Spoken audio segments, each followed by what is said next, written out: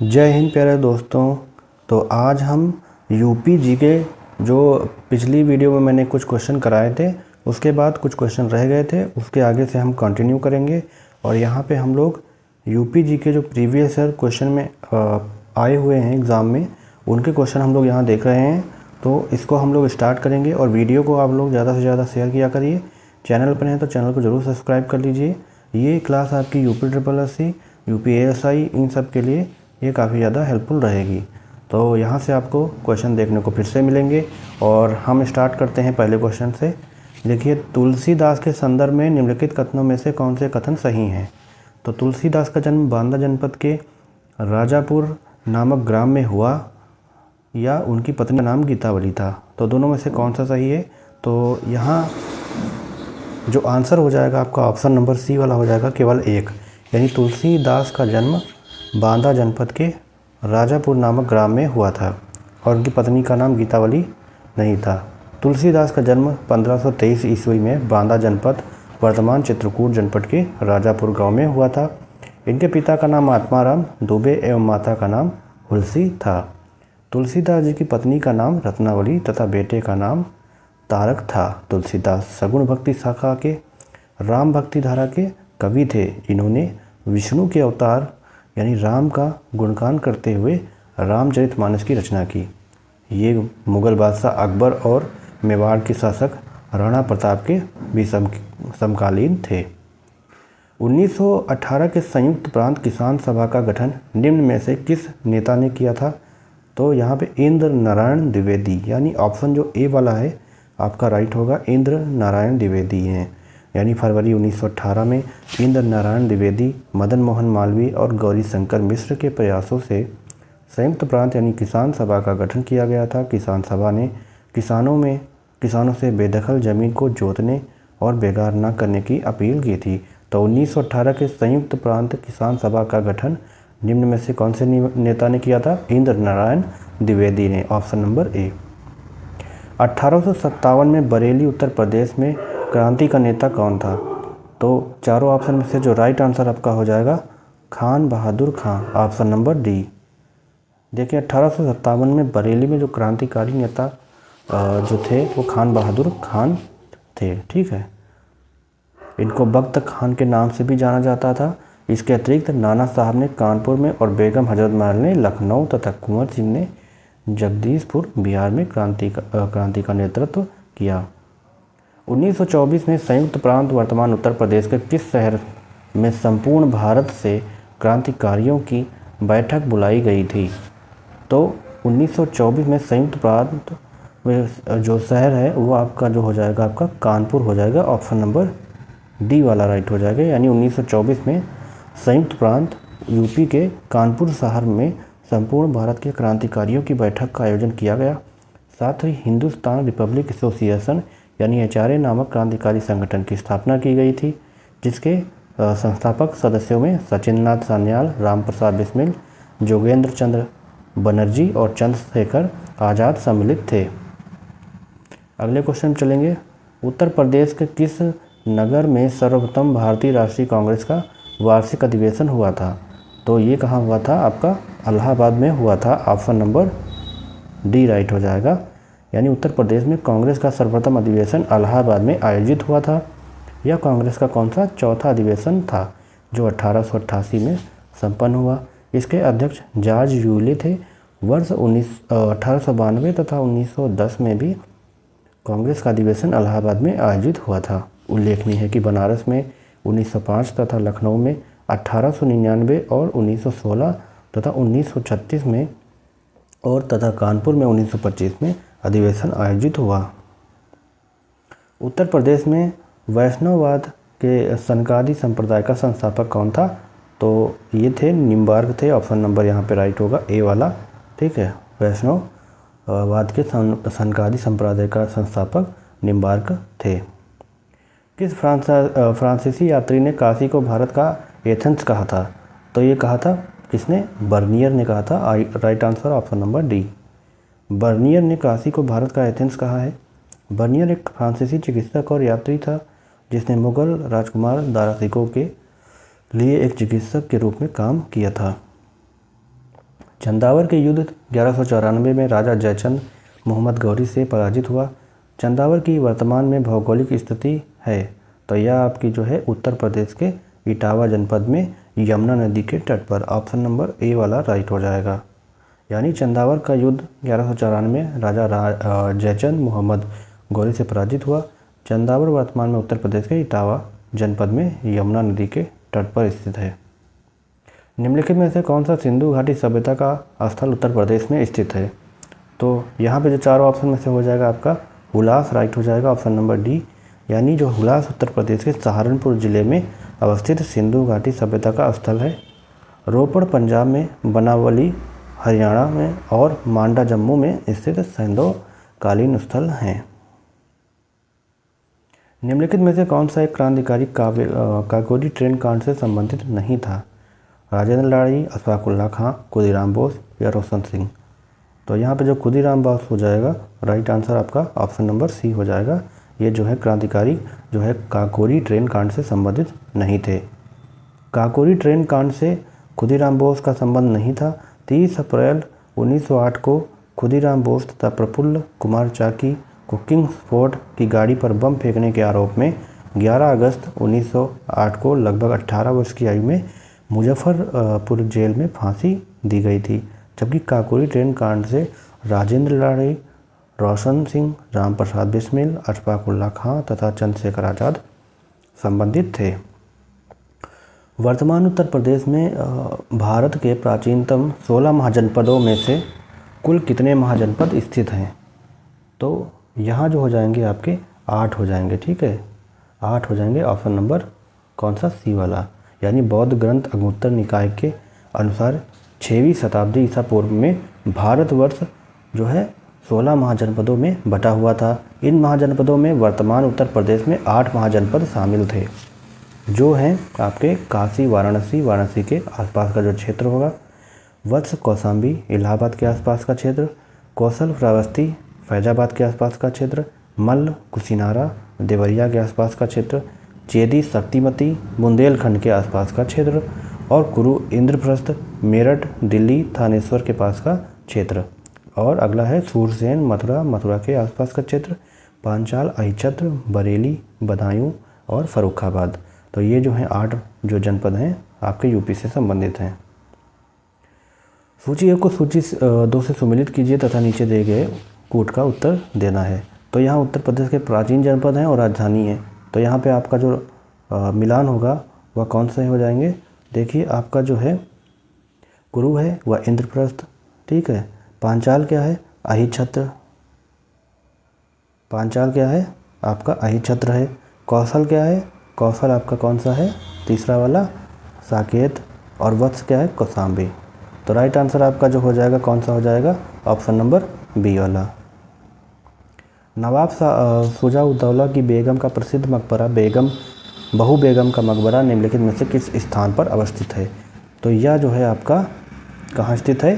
फैजाबाद में, ठीक है। यानी नवाब शुजा-उद-दौला की बेगम का प्रसिद्ध मकबरा बहू बेगम का मकबरा जो है फैजाबाद में स्थित है। अगले क्वेश्चन पे चलेंगे हम लोग। जौनपुर के सरकी वंश का अंतिम शासक कौन था? हुसैन शाह, इब्राहिम शाह, महमूद शाह या मुबारक शाह? तो यहाँ पे जो हो जाएगा जौनपुर के सरकी वंश का अंतिम शासक था आपका Hussain Shah, option number A. देखिए जौनपुर के सरकी वंश का अंतिम शासक हुसैन शाह था, ठीक है। इस वंश की स्थापना मलिक सरवर द्वारा सन 1934 में किया गया था। उल्लेखनीय है कि जौनपुर शहर की स्थापना 14वीं शताब्दी में फिरोज शाह तुगलक ने अपने चचेरे भाई मोहम्मद बिन तुगलक की याद में की थी, जिसका वास्तविक नाम जौना था। निम्नलिखित में से कौन एक 1924 के कानपुर षड्यंत्र मामले में शामिल नहीं था? तो कौन नहीं शामिल था? M.A. अंसारी। तो यहाँ पे जो राइट आंसर हो जाएगा ऑप्शन नंबर डी। 1920 के दशक में भारत में समाजवादी तथा मार्क्सवादी विचारधारा का उदय हुआ, जो रूसी क्रांति 1917 से काफ़ी हद तक प्रभावित था। 17 मार्च 1924 के कानपुर षड्यंत्र के मामला में भारत में कम्युनिस्ट की क्रांतिकारी गतिविधियों से संबंधित था। कानपुर षड्यंत्र में मुजफ्फर अहमद, नलिनी गुप्ता, शौकत उस्मानी, S.A. डोंगे शामिल थे। इन सभी पर आरोप लगाया गया कि ये सभी हिंसक क्रांति द्वारा ब्रिटिश भारत की संप्रभुता के प्रतीक राजा सम्राट को पूरी तरह जो है वंचित करने की मांग कर रहे थे। M.A. अंसारी कानपुर षड्यंत्र में शामिल नहीं थे। हड़प्पा सभ्यता का स्थल मांडी भारत के किस राज्य में स्थित है? तो यह आपके कौन से राज्य में स्थित है? उत्तर प्रदेश के। ऑप्शन नंबर हो जाएगा डी वाला। अगले क्वेश्चन चलेंगे, शेरशाह सूरी का अंतिम अभियान निम्नलिखित में से किस राज्य के विरुद्ध था? तो यह जो था आपका कालिंजर के। राइट आंसर हो जाएगा ऑप्शन नंबर ए। देखिए, शेरशाह सूरी का अंतिम विजय अभियान जो है 1545 ईस्वी में कालिंजर के विरुद्ध था। इसी अभियान के दौरान एक बम गोला फटने से उसकी जो है मृत्यु हो गई। कन्नौज का युद्ध 1540 में शेरशाह और हुमायूं के मध्य हुआ था, जिसमें शेरशाह की विजय जो है शेरशाह विजयी रहा। यानी शेरशाह सूरी का अंतिम अभियान किस राज्य के विरुद्ध था? कालिंजर के। कब? 1545 ईस्वी में। निम्नलिखित में से कौन सा जो है हड़प्पीय पुरास्थल उत्तर प्रदेश में स्थित नहीं है? हुलास, देसलपुर, आलमगीरपुर, मांडी। तो जो आपका देसलपुर है यह जो है हड़प्पीय पुरास्थल उत्तर प्रदेश में नहीं है। Option number B.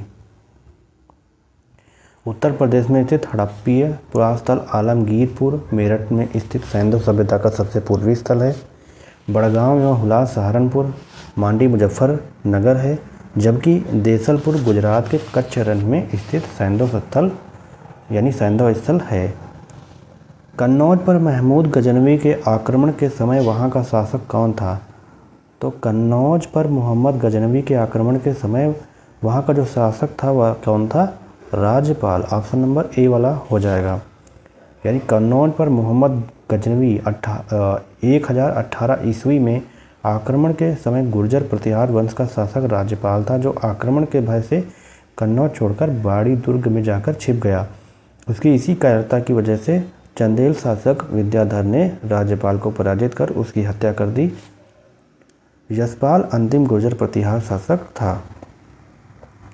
मध्यकाल में उत्तर प्रदेश के किस जनपद को शिक्षा का केंद्र होने के कारण सिराजे हिंद कहा जाता था? तो किसको? जौनपुर को। ऑप्शन नंबर हो जाएगा सी। देखिए, मध्यकाल में जौनपुर शिक्षा का एक प्रसिद्ध केंद्र होने के कारण उसे सिराज ए हिंद कहा जाता था। शेरशाह सूरी एवं मलिक मोहम्मद जायसी ने जौनपुर में ही शिक्षा प्राप्त की थी। बीबी राजा बेगम का मदरसा जौनपुर की प्रसिद्ध शिक्षण संस्था थी, जिसका निर्माण सरकी शासक महमूद शाह की पत्नी बीबी रजा ने करवाया था। निम्नलिखित में से किस वर्ष प्रयागराज उत्तर प्रदेश के किले पर अंग्रेजों का अधिकार स्थापित हुआ? तो कब स्थापित हुआ था? 1797 में। ऑप्शन नंबर हो जाएगा डी वाला। वर्ष 1797 में प्रयागराज के किले पर अंग्रेजों का अधिकार स्थापित हुआ। शुजा उद्दौला के पश्चात आसफ उद्दौला और फिर 1797 ईस्वी में उसका भाई शहादत अली अवध का नवाब बना। उल्लेखनीय है कि शहादत अली ने 1801 ईस्वी में प्रयागराज सहित कई अन्य क्षेत्रों को अंग्रेजों को सौंप दिया, जिसके बदले में उसे सुरक्षा की गारंटी प्राप्त हुई। उत्तर प्रदेश के विभिन्न स्थानों में आयोजित भारत राष्ट्रीय कांग्रेस के अधिवेशन के संदर्भ में सूची 1 को सूची 2 में सुमेलित करना है। यानी यहाँ पे स्थान दिया गया है और वर्ष दिया गया है, तो यहाँ पे कौन सा राइट होगा ये आपको बताना है और मिलाना है। तो यहाँ पे हम लोग देखेंगे और आंसर को करेंगे। तो यहाँ पे जो हो जाएगा मेरठ जो होगा 1946, ठीक है, मेरठ 1946 और कानपुर 1925 हो जाएगा, ठीक है, कानपुर 1925 और लखनऊ 1916 और बनारस 1905, ठीक है। तो यहाँ पे जो आयोजित है भारतीय राष्ट्रीय कांग्रेस के अधिवेशन यानी मेरठ में 1946 में हुआ था, कानपुर में 1925 में, लखनऊ में 1916 में और बनारस में 1905 में। तो यहाँ चारों ऑप्शन में से आपका ऑप्शन नंबर सी राइट हो जाएगा। अगले क्वेश्चन पे हम लोग चलेंगे। तो उससे पहले देखते हैं यहाँ पे उत्तर प्रदेश में आयोजित भारतीय राष्ट्रीय कांग्रेस के अधिवेशनों का सही सुमेलन इस प्रकार है।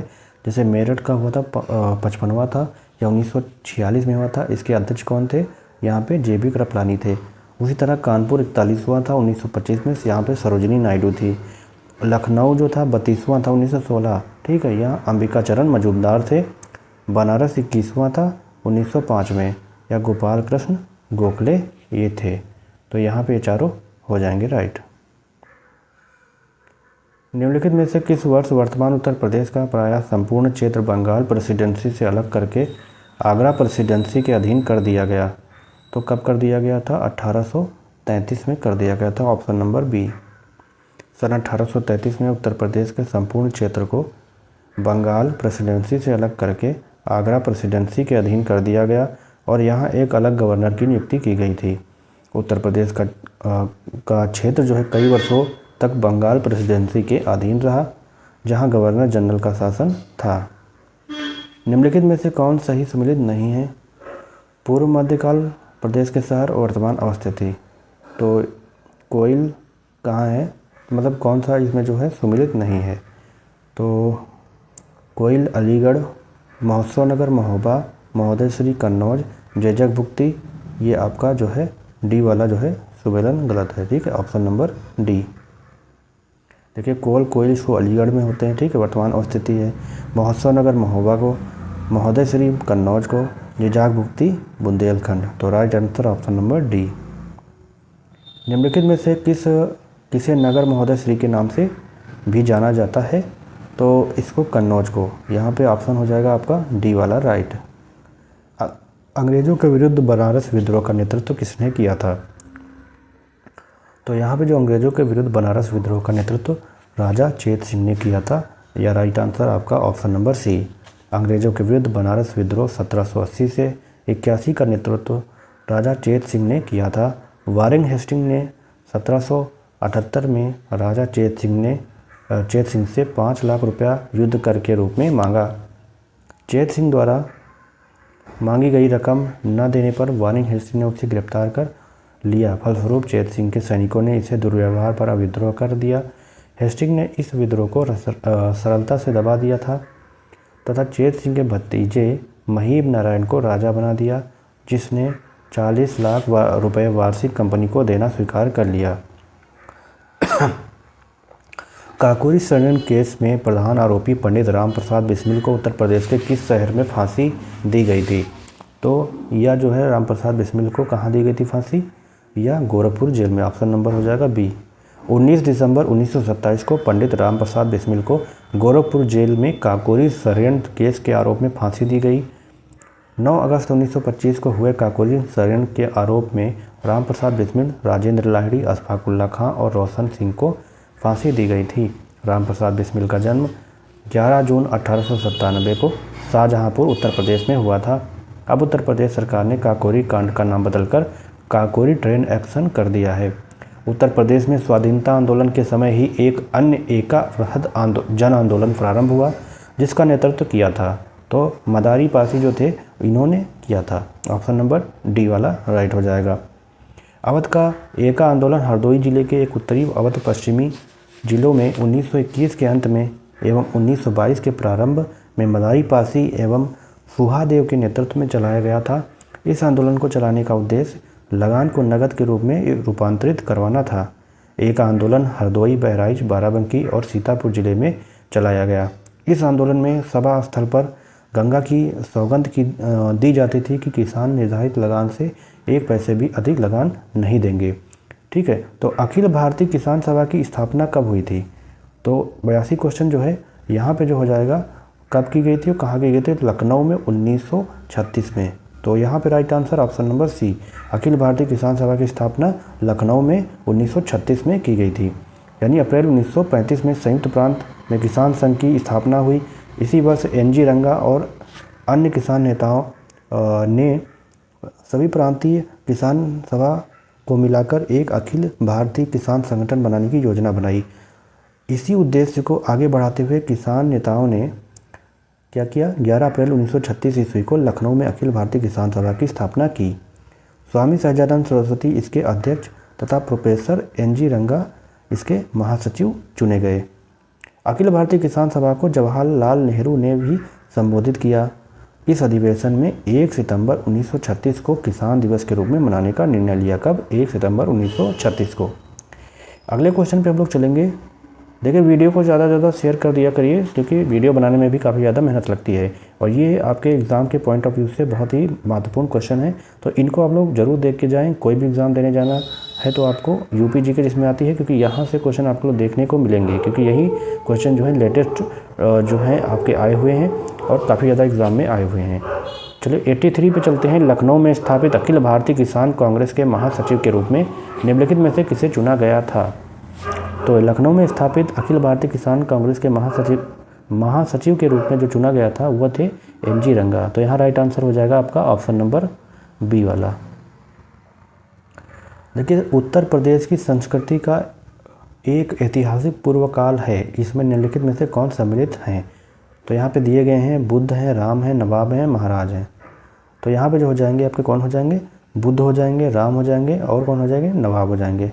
तो राइट आंसर आपका कौन सा हो जाएगा? ऑप्शन नंबर हो जाएगा यहाँ पे ए वाला। अवध राज्य का ब्रिटिश साम्राज्य में विलय कब हुआ था? तो अवध राज्य का ब्रिटिश साम्राज्य में विलय जो हुआ था 1856 में हुआ था। ऑप्शन नंबर हो जाएगा ए वाला। देखिए अवध का अंतिम नवाब वाजिद अली शाह 1847 से 1856 था। मतलब जब अवध का अंतिम नवाब था वाजिद अली शाह, वो 1847 का कार्यकाल जो था 1856 तक था। इसी के शासनकाल में अवध पर कुशासन का आरोप लगाकर 1856 ईस्वी में ब्रिटिश साम्राज्य में मिला लिया गया। डलहौजी ने अपने व्यक्तिगत सिद्धांत के अंतर्गत सर्वप्रथम 1848 ईस्वी में सतारा राज्य को ब्रिटिश साम्राज्य में मिलाया। उसके बाद जैतपुर, उदयपुर, झांसी, नागपुर को ब्रिटिश साम्राज्य का अंग बना लिया गया। कौन से? जयपुर, उदयपुर, झांसी और नागपुर को ब्रिटिश साम्राज्य का अंग बना लिया गया। तो राइट ऑप्शन हो जाएगा 1856। मंगल पांडे सिपाही था, तो कौन सी नेटिव इन्फेंट्री का था?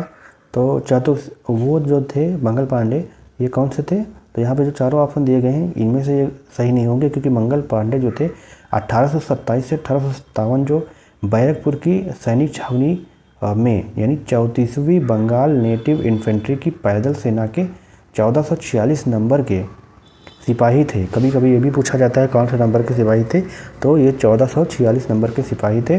मंगल पांडे जो हैं 1857 ईस्वी के प्रथम स्वतंत्रता संग्राम के अग्रदूत माने जाते हैं। तो ये कौन से थे? 34वीं बंगाल नेटिव इन्फेंट्री की पैदल सेना के 1446 नंबर के सिपाही थे। महालवाड़ी प्रणाली कहाँ लागू की गई? बिहार, उत्तर प्रदेश, महाराष्ट्र, मद्रास। तो जो महालवाड़ी प्रणाली है यह लागू की गई थी यूपी में, उत्तर प्रदेश में। Option number B. ठीक है, महालवाड़ी व्यवस्था में उत्तर प्रदेश, मध्य प्रांत और पंजाब प्रांत आते थे। जो ब्रिटिश भारत के कुल भाग का कितना 30% था। महालवाड़ी व्यवस्था, महाल का तात्पर्य जागीर या गांव होता है। इस राजस्व व्यवस्था में प्रत्येक महाल गांव के साथ संबंध स्थापित किया गया, कृषक के साथ नहीं। यह व्यवस्था जो ग्राम महाल पर आधारित भूमि व्यवस्था के साथ रैयतवाड़ी व्यवस्था की भी कुछ नीतियों को मिलाकर लागू की गई थी। हाल्ट मैकेंजी इसके कौन से जन्मदाता थे? कौन थे? Halt McKenzie. महापरिनिर्वाण मंदिर अवस्थित है, तो महापरिनिर्वाण मंदिर जो अवस्थित है यह आपकी है कुशीनगर में। तो महापरिनिर्वाण मंदिर अवस्थित है कहाँ है? कुशीनगर में। कुशीनगर में ऑप्शन नंबर ए। यानी 5वीं सदी ईस्वी में पूर्व का महापरिनिर्वाण मंदिर कुशीनगर में अवस्थित है। कुशीनगर के अन्य मंदिरों में रामाभर स्तूप, बिरला बुद्ध मंदिर, राम जानकी मंदिर, ये भी वे प्रमुख हैं। 89 पे चलेंगे। महर्षि वाल्मीकि आश्रम कहाँ स्थित है? तो महर्षि वाल्मीकि जो आश्रम है वह है आपका बिठूर में। Option number B. बिठूर जो है उत्तर प्रदेश में कानपुर से 24 किलोमीटर दूर गंगा के किनारे पर बसा है। इसे प्राचीन काल में ब्रह्म व्रत तीर्थ कहा जाता था। रामायण के रचयिता महर्षि वाल्मीकि का आश्रम यहीं पर स्थित है। झांसी की रानी लक्ष्मीबाई कुछ काल तक यहीं रही। कार्तिक मास में यहाँ पर एक मेला लगता है। कालपी जालौन में ही व्यास व नरसिंह टीले हैं। ऐसी मान्यता है कि व्यास टीले के स्थान पर ऋषि व्यास का आश्रम था तथा नरसिंह टीले के स्थान पर राजा हिरण्यकश्यप का महल था, जहाँ प्रहलाद की रक्षा करने हेतु भगवान नरसिंह प्रकट हुए थे। और श्रावस्ती जो है जैनियों के कुछ आश्रम हैं। भगवान बुद्ध भी इस स्थान पर कुछ समय तक रहे थे। वह प्राचीन स्थल जहाँ 60,000 नमूनियों की सभा में संपूर्ण महाभारत कथा का वाचन किया गया था, वह कौन सा है? अहिचत्र है, हस्तिनापुर है, कालपेय है, नैमिषारण है। तो नैमिषारण्य हो जाएगा आपका ऑप्शन नंबर हो जाएगा डी वाला। सीतापुर में ये नैमिषारण्य है, जो हाँ नैमिषारण्य में 7000 मुनियों की सभा में संपूर्ण महाभारत कथा का वाचन किया गया था। यह सीतापुर के जनपद में स्थित है। पृथ्वी पर सत्य की स्थापना के लिए देवताओं ने यहीं पर वृत्रासुर के वध हेतु अस्त्र बनाने के लिए महर्षि दधीचि से प्रार्थना की थी। नैमिषारण्य आध्यात्मिक विकास का केंद्र रहा है। यह 88,000 ऋषियों की तप स्थली रही। यहाँ 30,000 तीर्थ स्थल हैं। प्रसिद्ध नैमिषारण्य तीर्थ जनपद में से किस एक में उपस्थित है? यह सीतापुर में है। ऑप्शन नंबर हो जाएगा सी वाला। सूची दी गई है सूची 1 को, यानी उत्तर प्रदेश में जो ऐतिहासिक इमारत हैं उनको स्थान से मिलाना है। तो यहाँ पे 84 गुंबद जो दिया गया है आपका कहाँ है? 84 गुंबद है आपका जालौन में। ठीक है, 84 गुंबद जालौन में। और जामा मस्जिद कहाँ है? जामा मस्जिद है मुरादाबाद में। बौद्ध स्तूप कहाँ है? तो बौद्ध स्तूप है कुशीनगर। और कामदगिरी पर्वत जो है चित्रकूट में है। तो राइट आंसर आपका ऑप्शन नंबर सी हो जाएगा। यानी 84 गुंबद कहाँ है? जालौन में, जामा मस्जिद मुरादाबाद में, बौद्ध स्तूप कुशीनगर और कामदगिरी पर्वत चित्रकूट। अगले क्वेश्चन पे चलेंगे। सूची 1 को सूची 2 से सम्मिलित करना है। यहाँ पे भी दी गई है, स्थान और स्मारक दिए गए हैं, इनको भी मिलाना है। तो यहाँ पे जो हो जाएगा कौशाम्बी हो जाएगा आपका, कौन सा? कौशाम्बी आपका हो जाएगा घोषिताराम मठ, घोषिताराम मठ। उसी तरह आपका जो है कुशीनगर हो जाएगा आपका रामभर स्तूप। सारनाथ का है धमेक स्तूप। श्रावस्ती है सहेत महेत। तो यहाँ पे right answer option number C हो जाएगा। अगले क्वेश्चन पे चलेंगे। निम्नलिखित में अमीर खुसरो किस स्थान से संबंधित हैं? तो लखनऊ, पटियाली, फिरोजाबाद, बरेली। तो राइट आंसर हो जाएगा आपका पटियाली, ऑप्शन नंबर बी। अमीर खुसरो का वास्तविक नाम अबुल हसन यामुनुद्दीन मोहम्मद था। इनका जन्म उत्तर प्रदेश के कासगंज जिले के पटियाली नामक ग्राम में हुआ था। खुसरो को हिंदुस्तानी खड़ी बोली का लोकप्रिय कवि माना जाता है। इन्हें तूतीये हिंद भी के नाम से जाना जाता है। कालपी नगर किस नदी के तट पर स्थित है? तो जो कालपी है वह यमुना नदी के तट पर स्थित है। Option number B.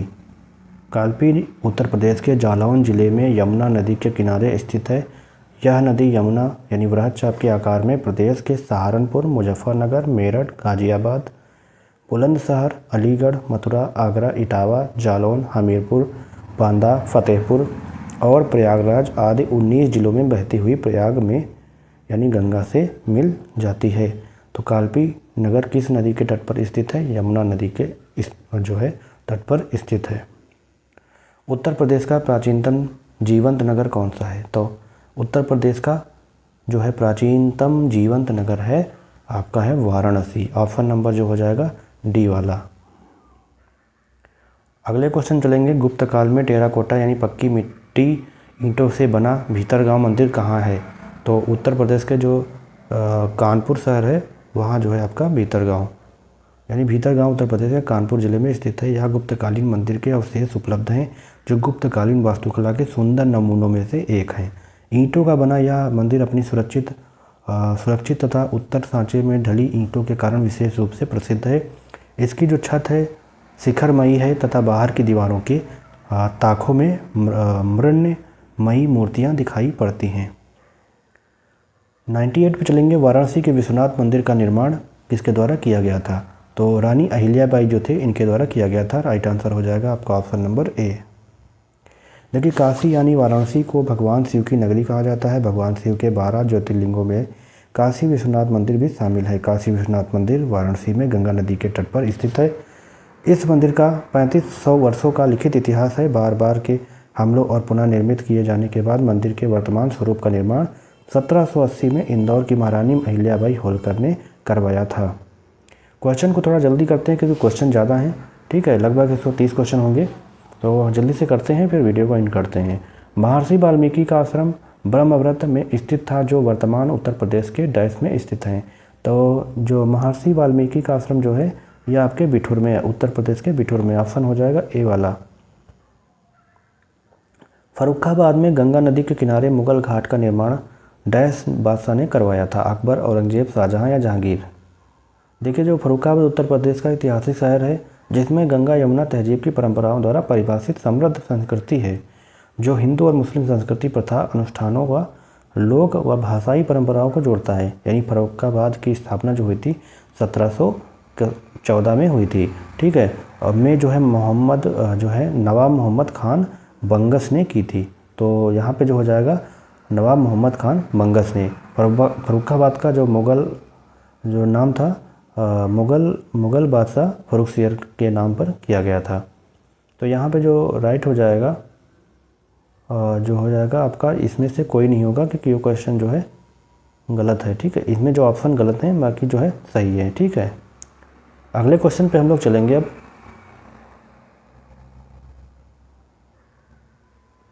नरसिंह की सबसे ऊंची शैलोत्कीर्ण प्रतिमा कहाँ पाई गई है? नरसिंह की सबसे ऊंची शैलोत्कीर्ण प्रतिमा जो पाई गई है वह आपको पाई गई है दुधई। ऑप्शन नंबर हो जाएगा बी वाला राइट। उत्तर प्रदेश के ललितपुर जिले में आने वाले दुधई गांव से नरसिंह भगवान की सबसे ऊंची शैलोत्कीर्ण प्रतिमा प्राप्त हुई है। यह प्रतिमा 35 फीट ऊंची है। इस प्रतिमा का मुख जो है शेर और शरीर मनुष्य का दिखाया गया है जो हिरण्यकश्यप का वध कर रहे हैं। यहाँ पर गुप्त वंशीय अनेक मूर्तियाँ और मंदिर मौजूद हैं। तो नरसिंह की सबसे ऊंची शैलोत्कीर्ण प्रतिमा कहाँ पाई गई है? दुधई में पाई गई है। Option number B. कुशीनगर बौद्धों के लिए महत्वपूर्ण है क्योंकि गौतम बुद्ध जो है यहाँ मर गए थे। ऑप्शन हो जाएगा डी वाला राइट। देखिए कुशीनगर बौद्धों के लिए महत्वपूर्ण स्थल है क्योंकि गौतम बुद्ध ने यहाँ महापरिनिर्वाण यानी मोक्ष प्राप्त किया था। कुशीनगर प्राचीन काल में कुशीनारा में बुद्ध की मृत्यु 483 ईसा पूर्व में हुई थी। यहाँ पर बुद्ध के 8 स्तूपों में से एक स्तूप बना है जिसे रामभर स्तूप कहा जाता है, जहाँ बुद्ध की अस्थियाँ रखी हैं। कुशीनगर बौद्ध लोगों का एक लोकप्रिय पर्यटन स्थल है। यहाँ डैश है, यहाँ क्या है? यहाँ रामभर स्तूप है। Right answer option number B हो जाएगा, सॉरी डी वाला। बड़ा इमामबाड़ा स्मारक कहाँ स्थित है? तो बड़ा इमामबाड़ा जो है आपका लखनऊ में है। Option number A. बड़ा इमामबाड़ा लखनऊ की एक ऐतिहासिक धरोहर है, इसे भूल भुलैया भी कहते हैं। इसका निर्माण आसफउद्दौला ने वर्ष 1784 में करवाया था। यह विशाल गुंबदनुमा हाल 50 मीटर लंबा और 15 मीटर ऊंचा है। इस इमामबाड़ा में एक असरी मस्जिद भी है जहां गैर मुस्लिम लोगों को प्रवेश की अनुमति नहीं है। मस्जिद परिसर के आंगन में 2 ऊंची मीनारें हैं। घोसीताराम जहां बुद्ध कुछ समय के लिए रुके थे वह स्थित है। तो यह जो आपका है वह कौशाम्बी में है। Option number D. Ghositaram Uttar Pradesh के कौशाम्बी जिले में स्थित एक प्रसिद्ध उद्यान था। घोसीताराम उद्यान महात्मा बुद्ध के निवास के लिए बनवाया गया था। श्रेष्ठी घोषित का भवन कौशाम्बी नगर के दक्षिण पूर्वी कोने में स्थित था। मुंशी प्रेमचंद का जन्म कहाँ हुआ था? तो ये जो हुआ था वाराणसी में हुआ था। Option number D. यानी उपन्यास सम्राट प्रेमचंद का जन्म, ठीक है, जन्म जो काशी के वाराणसी के निकट लमही नामक ग्राम में 31 जुलाई 1880 को हुआ था। इनके पिता अजायब राय डाक मुंशी थे जो डाक विभाग में नौकरी करके परिवार का भरण पोषण करते थे। ठीक है, इन्होंने माधुरी तथा मर्यादा पत्रिकाओं का संपादन किया तथा हंस व जागरण नामक पत्र का प्रकाशन किया। भारतीय साहित्य जगत में इन्हें उपन्यास सम्राट की उपाधि से नवाजा गया। इनकी कुछ प्रसिद्ध कृतियां हैं योगोदान, कर्मभूमि, प्रेमाश्रम, रंगभूमि, गबन, करबला, प्रेम की बेंदी, सेवा सदन, मानसरोवर। ये सब कहानी संग्रह हैं इनके। ठीक है, जो मानसरोवर है कहानी संग्रह है। भव्य जैन स्तूप के अवशेषों को कंकाली टीला के पास खोद कर निकाला गया जो कि डैश में स्थित हैं। कहाँ स्थित हैं? तो यह जो है मथुरा में, ठीक है, जो मथुरा में स्थित है। यानी भव्य जैन स्तूप के अवशेष को कंकाली टीला के पास खोद कर निकाला गया जो कि मथुरा में स्थित है। Option number C. प्रसिद्ध सूफी संत शेख सलीम चिश्ती की दरगाह उत्तर प्रदेश में कहाँ स्थित है?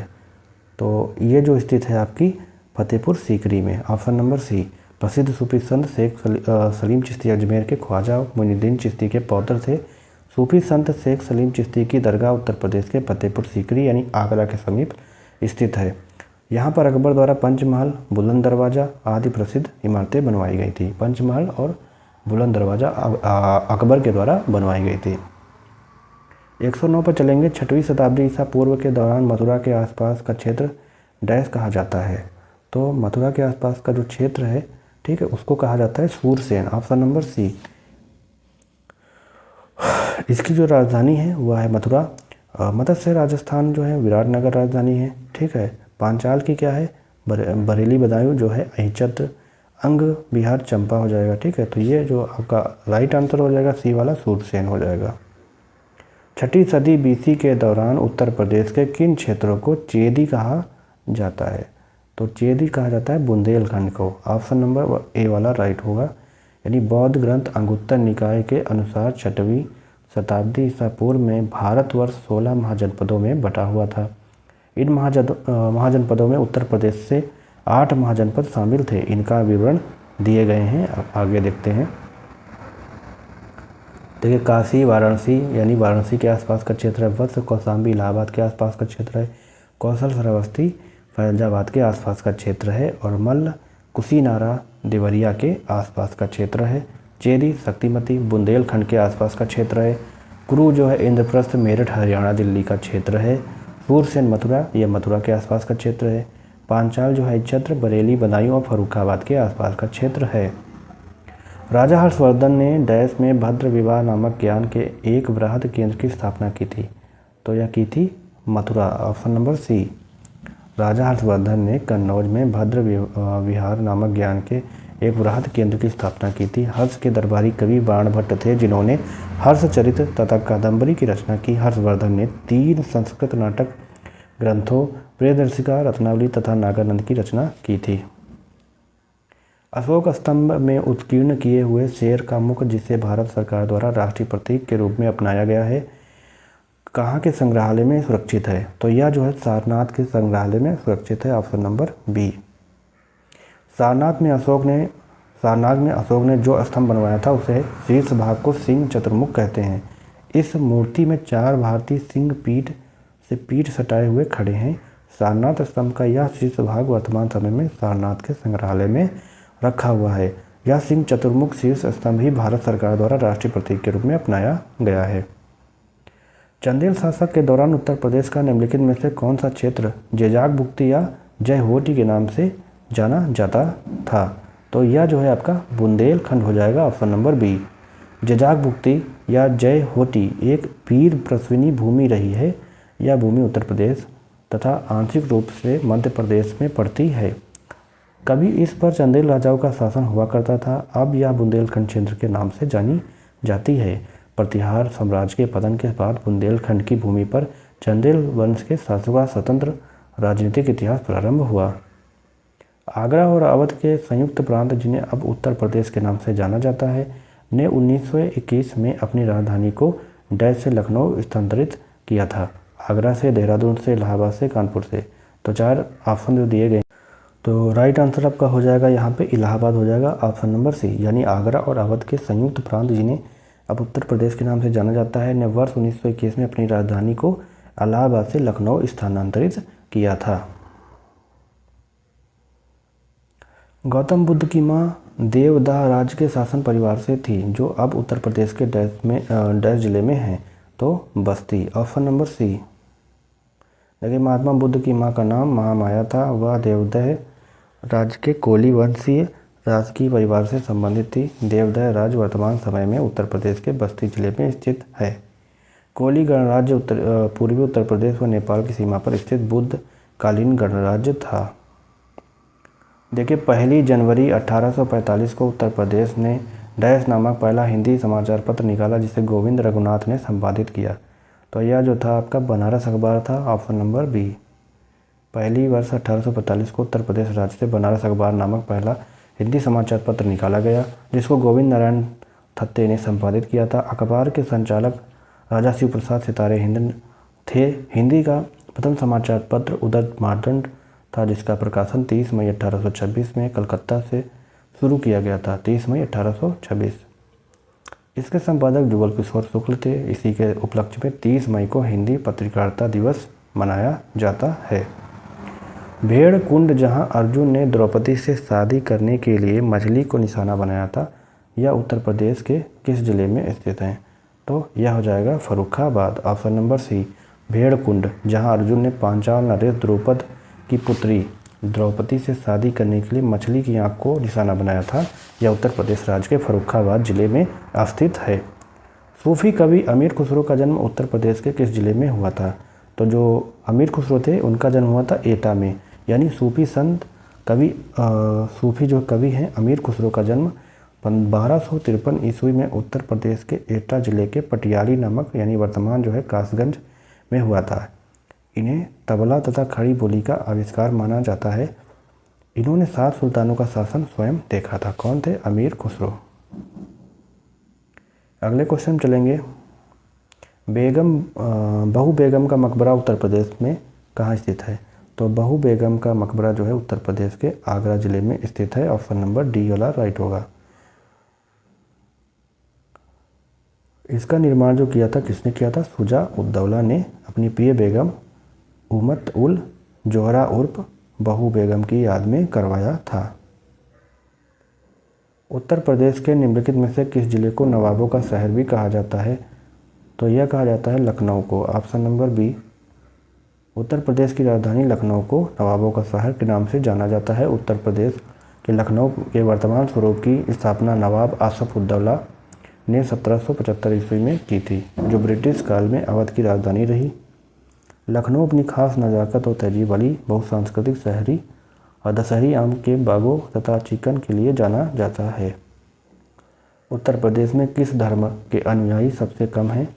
तो जो है पारसी जो धर्म है यह सबसे कम है। ऑप्शन नंबर सी। उत्तर प्रदेश में पारसी धर्म के अनुयायियों की संख्या सबसे कम है। उत्तर प्रदेश में धार्मिक समुदाय उनकी जनसंख्या का प्रतिशत दिया गया है। हिंदू है 79.73%, मुस्लिम है 19.26%, सिख हैं 0.32%, ईसाई हैं 0.18%, जैन है 0.11%, बौद्ध हैं 0.10% व अन्य हैं 0.1%। 2011 की जनगणना के अनुसार है तो पारसी धर्म जो है अनुयायी सबसे कम है। 14वीं शताब्दी की प्रसिद्ध मस्जिद जिसे अटाला मस्जिद या अटाला मस्जिद कहा जाता है उत्तर प्रदेश के किस शहर में स्थित है? तो जौनपुर में स्थित है। ऑप्शन नंबर सी। अटाला मस्जिद उत्तर प्रदेश के जौनपुर जिले में स्थित है। अटाला मस्जिद को सरकी राजवंश के इब्राहिम सरकी ने 1408 ईस्वी में बनवाया था। अटाला मस्जिद सरकी स्थापत्य शैली का उत्तम नमूना है। अवध राज्य जिसे अवध भी कहा जाता है पर 1722 से 1856 तक मुस्लिम शासकों का शासन था। अवध पर शासन करते समय शासकों ने निम्नलिखित में से कौन सी उपाधि अपनाई थी? तो ये जो उपाधि थी ये नवाब की उपाधि थी। ऑप्शन नंबर सी। अवध के शासक ने नवाब की उपाधि अपनाई थी। अवध की स्थापना स्वतंत्र राज्य के रूप में 1772 में शहादत खां बुरहान उल मुल्क ने की थी। अवध का अंतिम नवाब वाजिद अली शाह 1856 में लॉर्ड डलहौजी ने अवध को ब्रिटिश शासन के अधीन कर लिया। उत्तर प्रदेश के किस शहर में ऐतिहासिक स्मारक जैसे बड़ा इमामबाड़ा और छोटा इमामबाड़ा स्थित हैं? तो यह लखनऊ में स्थित है। Option number B. निम्नलिखित में से किसे शेरे बलिया के नाम से जाना जाता था? तो जो चित्तू पांडे थे उनको जाना जाता था। Option number C. Chittu Pande जो हैं भारत के स्वतंत्रता संग्राम सेनानी थे, उन्हें शेरे बलिया के नाम से जाना जाता है। उन्होंने वर्ष 1942 में बलिया में भारत छोड़ो आंदोलन में महत्वपूर्ण भूमिका निभाई थी। 19 अगस्त 1942 को बलिया में स्थापित अस्थायी सरकार का नेतृत्व किया था। 19 अगस्त 1942 को। अवध की रियासत से उस प्रसिद्ध योद्धा बेगम का नाम क्या है जिन्होंने 1857 के विद्रोह में अंग्रेजों के साथ होने वाली लड़ाई में भाग लिया था? तो वे थे आपकी Begum Hazrat Mahal. Option number A. यानी लखनऊ अवध में 1857 विद्रोह का प्रारंभ 4 जून 1857 को हुआ था। इस समय अवध की रियासत की प्रसिद्ध योद्धा बेगम हजरत महल थी। परमहंस योगानंद गिरी जिन्होंने पश्चिम को योग के ज्ञान से परिचित किया का जन्म कब हुआ था? तो ये मतलब कहाँ हुआ था? ये हुआ था आपका गोरखपुर में हुआ था। ऑप्शन नंबर हो जाएगा सी। परमहंस श्री योगानंद गिरी मुकुंद लाल घोष का जन्म जो हुआ था 5 जनवरी 1893 को गोरखपुर उत्तर प्रदेश में हुआ था। श्री योगानंद 20वीं सदी के एक प्रसिद्ध आध्यात्मिक गुरु योगी तथा संत थे। इन्होंने पश्चिम में योग दर्शन की शिक्षाओं को प्रसार के साथ साथ अपने अनुयायियों को क्रिया योग उपदेश दिया तथा पूरे विश्व में इसका प्रचार प्रसार किया। 1857 विद्रोह में कानपुर के नेता कौन थे? तात्या टोपे, कुंवर जगदीश सिंह, नाना साहेब, वाजिद अली शाह। तो ऑप्शन नंबर ए वाला राइट होगा, तात्या टोपे। सॉरी तात्या टोपे नहीं होगा, यहाँ नाना साहब हो जाएंगे। ऑप्शन नंबर जो सी है यहाँ पे राइट होगा, ए वाला नहीं होगा, ठीक है, क्योंकि ये जो है नहीं थे। 1857 के विद्रोह में कानपुर के नेता नाना साहेब थे। 1857 में भारतीय विद्रोह, जिसे भारतीय स्वतंत्रता संग्राम सिपाही विद्रोह के नाम से जाना जाता है। इस विद्रोह के विभिन्न राजनीतिक, आर्थिक, धार्मिक और सैनिक तथा सामाजिक कारण बताए गए हैं। यह ईस्ट इंडिया कंपनी के खिलाफ प्रथम व्यापक विद्रोह था। इस विद्रोह के कुछ भारतीय नेता रानी लक्ष्मीबाई झांसी की थी, कुंवर सिंह बिहार के थे, बहादुर शाह दिल्ली थे, नाना साहेब कानपुर के थे और बेगम हजरत महल लखनऊ से थी। इखलास खान का रोजा मकबरा उत्तर प्रदेश के निम्नलिखित में से किस जिले में स्थित है? तो यह जो है बदायूं में स्थित है, ऑप्शन नंबर डी। इखलास खान का राजा रोजा जो है मकबरा उत्तर प्रदेश के बदायूं जिले में स्थित है। नवाब इखलास खान की बेगम ने अपने शौहर की याद में मकबरे का निर्माण कराया था, जिसे इखलास खान के रोजा के नाम से जाना जाता है। इस मकबरे का निर्माण 1094 हिजरी सन 1690 में कराया गया। इस मकबरे की लंबाई जो है 152 फुट और चौड़ाई 150 फुट है। सारनाथ वह पवित्र स्थान है जहाँ भगवान बुद्ध ने अपना पहला उपदेश दिया था। वह निम्नलिखित में से किस शहर के बहुत नज़दीक स्थित है? तो वाराणसी के बहुत नज़दीक स्थित है, ऑप्शन नंबर डी। देखिए, सारनाथ एक पवित्र स्थान है जहाँ भगवान बुद्ध ने अपना पहला उपदेश दिया था। यह वर्तमान सारनाथ वाराणसी शहर के निकट स्थित है। उत्तर प्रदेश को पहले संयुक्त प्रांत के रूप में जाना जाता था। इसे किस वर्ष उत्तर प्रदेश नाम दिया गया? तो इसको उत्तर प्रदेश जो नाम दिया गया था आपका 1950 में, ऑप्शन नंबर सी। 1 अप्रैल 1937 को ब्रिटिश शासन के दौरान उत्तर प्रदेश का संयुक्त प्रांत आगरा व अवध के रूप में स्थापित किया गया, 1 अप्रैल 1937 को। फिर ब्रिटिश शासनकाल में इसे संयुक्त प्रांत कहा जाता था, जिसे 24 जनवरी 1950 को बदलकर उत्तर प्रदेश किया गया। 9 नवंबर सन 2000 को इससे जो है एक नया राज्य उत्तराखंड उत्तर प्रदेश के 13 जिलों को काटकर बनाया गया। उत्तर प्रदेश दिवस जो है 24 जनवरी को ही मनाया जाता है। तो उत्तर प्रदेश को पहला संयुक्त प्रांत जो है के रूप में जाना जाता है। इसे किस वर्ष जो है उत्तर प्रदेश नाम दिया गया था? 1950 में, ठीक है, 24 जनवरी 1950 को। अब यहाँ पे देखिए अगला जो है चैप्टर होगा कला, संस्कृति और नृत्य, मेले एवं उत्सव। तो ये हम नेक्स्ट वीडियो में कराएंगे। और आज मैंने लगभग जो है कितने क्वेश्चन करा दिए लगभग आपको? तो लगभग मैंने 70-80 क्वेश्चन से ऊपर ही कराया है। तो आप लोग को वीडियो काफ़ी अच्छी लगी होगी। तो अगर वीडियो अच्छी लगी तो प्लीज़ वीडियो को ज़रूर लाइक किया करिए। चैनल पर हैं तो चैनल को ज़रूर सब्सक्राइब कर लिया करिए, अपने दोस्तों को भी शेयर किया करिए। नेक्स्ट वीडियो में ये कला, संस्कृति और नृत्य वाले जो है मैं चैप्टर से क्वेश्चन कराऊँगा। तो वीडियो पर आप लोग ज़रूर आएँ और वीडियो ज़रूर लाइक करें। मिलते हैं नए वीडियो के साथ, तब तक के लिए जय हिंद, वंदे मातरम।